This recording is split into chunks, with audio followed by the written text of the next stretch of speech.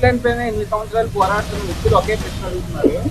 ప్రైవేటీకరణ విషయంలో ప్రభుత్వం ఎందుకు క్లారిటీ ఇవ్వలేకపోతుంది? ప్యాకేజ్ ఇస్తున్నారు. స్వామి ఒక్క నిమిషం ఇంక ఎన్నిసార్లు చెప్పాలి స్వామి?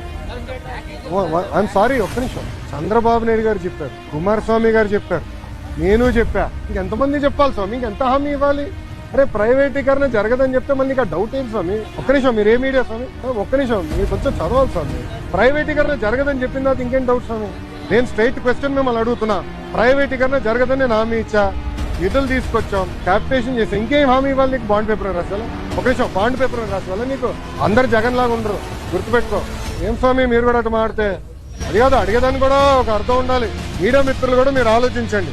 ఈ ప్రశ్నకి ఏమైనా అర్థం ఉందా? ప్రైవేటీకరణ జరగనీయనని నేను హామీ ఇచ్చా.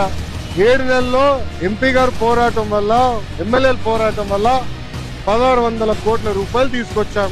భారతదేశం వ్యాప్తంగా అన్ని ఉక్కు ఫ్యాక్టరీలు ప్రైవేటీకరణ జరిగే సమయంలో విశాఖ ఉక్కుకే, కేవలం విశాఖ ఉక్కుకే 11,000 కోట్ల రూపాయలు ఎక్విటీ రూపంలో, నాట్ డెట్, ఎక్విటీ రూపంలో కేంద్ర ప్రభుత్వం తీసుకొస్తుంది. రాష్ట్ర ప్రభుత్వం కూడా సుమారుగా 2,000 పైచిలక కోట్ల రూపాయలు ఎక్విటీ రూపంలో తీసుకొస్తుంది. మళ్ళీ ప్రైవేటీకరణ అడుగుతాడు. నాకే అర్థం అవుతుంది. నీకు ఎట్ట సమాధానం చెప్పాలి రప్ప? మీరే చెప్పండి, నాకు అర్థం